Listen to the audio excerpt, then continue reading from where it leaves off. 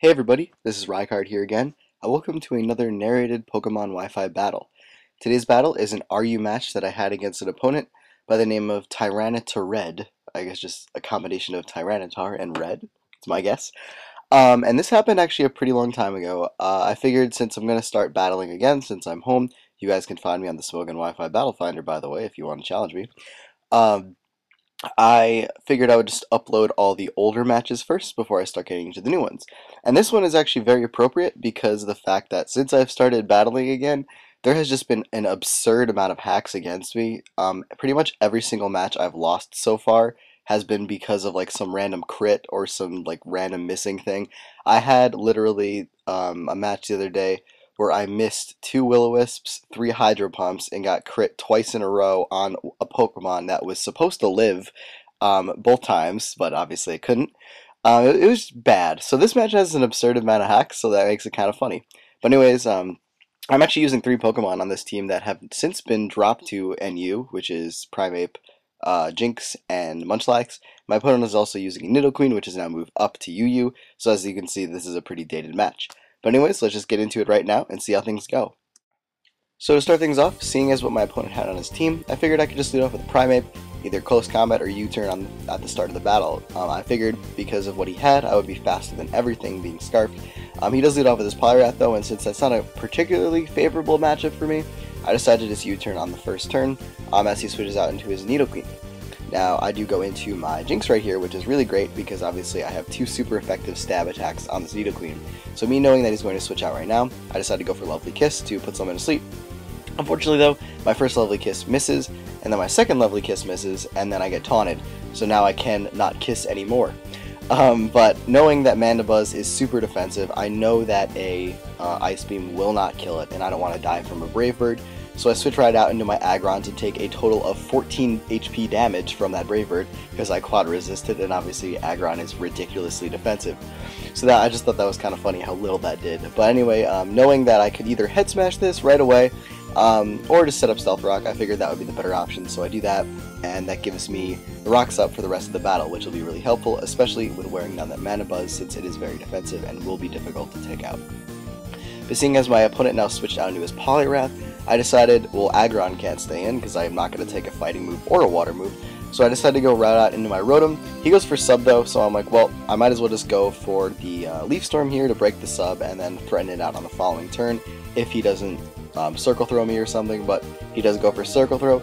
Does a decent chunk of damage, and then Circle Throws me out into the worst possible thing to Circle Throw me into, which is my Aggron, which is the thing I switched out in the first place. So I'm like, you know what, let's just do it again. I'm going to go right back into Rotom, and we're going to try this another time if you go for sub.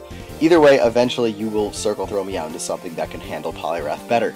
Luckily though, for this time, he does go for Waterfall, and that gives me an advantage right here because now I'm knowing that I'm faster than his Poliwrath, I can just go for a Burn. And now I did have the option, obviously, of going for Leaf Storm or Volt Switch, but I figured if you wanted to switch out, knowing that I could do either of those options, getting a burn on something would be the best choice. Now, seeing as Rotom is in here, I'm like, well, he can't really hurt me either, and I can't really touch him, so I'm just going to go for Volt Switch. Since I'm more defensive, I could probably take it better than he could. But he actually just goes for a Trick right there, which isn't really that bad, to be honest, because I do have Volt Switch on this Rotom, so even if I'm Scarfed, I can still kind of maneuver around battle as needed, even though I will get locked into a move. And having a Scarfed Volt Switcher along with a Scarfed U-turner really isn't that bad in the form of Primeape, obviously. But I Volt Switch out into my Jynx, now knowing that I'm faster than this Rotom because it lost its Scarf, and that means I'm able to KO it with an Ice Beam and take it out. Now he does bring in Crustle here, and this is actually a really bad matchup for me because both of his stab hit me super effectively. But I cannot risk this thing setting up a Shell Smash, so I had to risk the Lovely Kiss there. Luckily it hit this time, and then I go out into my Aggron because of the fact that I do have a super effective Head Smash. So I go for one, I miss, no big deal, he's still asleep, so nothing really happened that turn. As you see, he doesn't actually have leftovers there. You find out later that he has a Rocky Helmet. But then I miss my second Head Smash, and I'm like, well, okay, that happens too, I guess. And then I miss my third Head Smash, as he keeps setting up entry hazards. And I'm like, well, this is awful. So I finally hit one, and I'm like, yeah, this is definitely going to kill. It's a Head Smash, but no, it doesn't. It leaves him with some minimal amount of HP. And then he finally sets up his second layer of spikes, and I'm like, well, I only have 5 head smashes because I didn't actually max PP this Aggron at the time. I fixed that later. But either way, I cannot risk going for it again and missing, and I need one to kill the Mandibuzz if necessary. So I have to go for Dragon Tail, which obviously having the negative priority means that he's actually able to get up his third layer of spikes.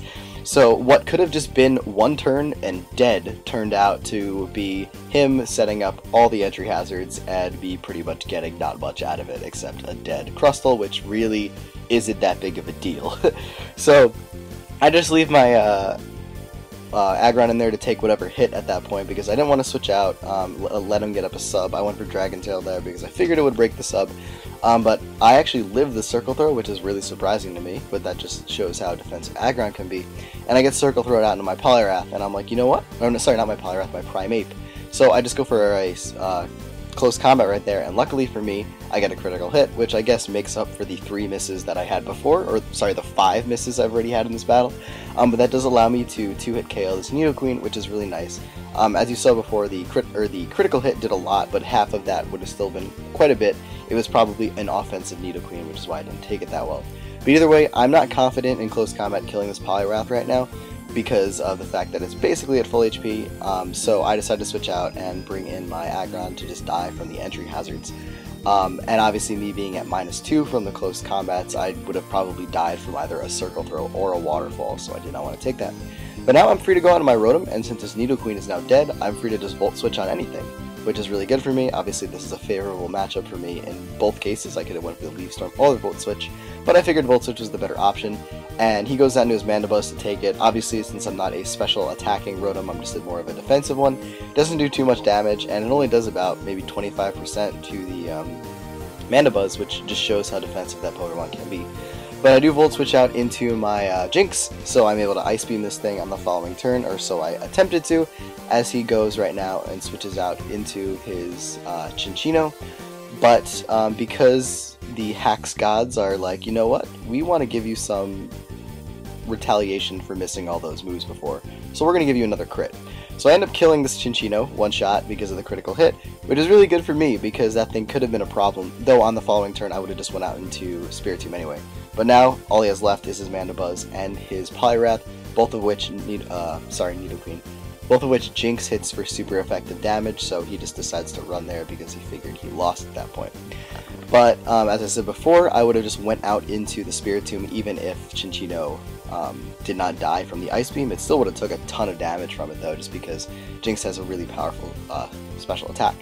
So that would have been a little bit more different if I didn't get that crit, but either way, it probably would have yielded the same result either way. You didn't even get to see 2 of the guys on my team. I never used Spiritomb or Munchlax once. It was only those 4 other Pokemon, which I thought was kind of funny once I watched this battle over again and when I was basically trying to figure out what I was going to narrate with it. But anyways, that was probably the most interesting battle, like hacks-wise, that I've had ever. So I thought it was pretty funny and I wanted to upload that. And I don't do a lot of RU on this channel, or at least I don't have as much RU as compared to NU or UU at least. But that is pretty much it for this video, everyone, so thank you as always. Take care, goodbye, I will see you next time, and I hope you all have wonderful days, because everybody needs to have a good day once in a while, right?